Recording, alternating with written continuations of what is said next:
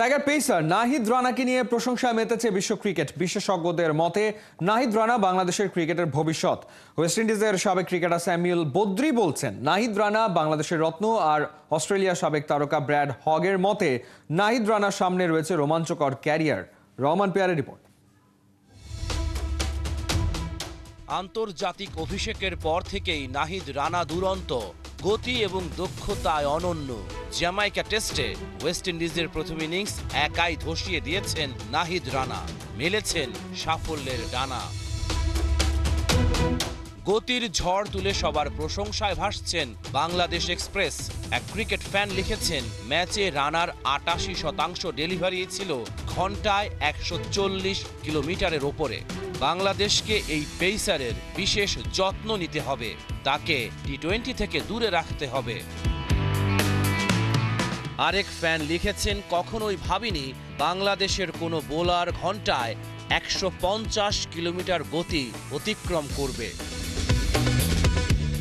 এক সমর্থক বলেছেন, নাহিদ রানার কয়েক ওভার বোলিং দেখলাম, ১৫০ থেকে ১৫৩ কিলোমিটার রেঞ্জ ছুঁয়েছে।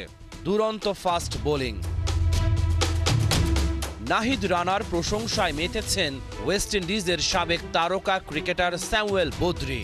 সামাজিক যোগাযোগ মাধ্যম এক্সে এক ভিডিওতে তিনি জানিয়েছেন, বাংলাদেশের হাতে একটা রত্ন আছে।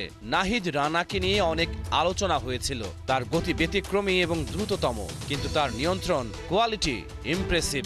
কেবল নাহিদ ভালো করলে বাংলাদেশ ক্রিকেটও ভালো করবে। অস্ট্রেলিয়ার সাবেক ক্রিকেটার ব্র্যাড হগকেও মুগ্ধ করেছেন নাহিদ রানা। সামাজিক যোগাযোগ মাধ্যম এক্সে একটি পোস্ট দিয়েছেন হগ।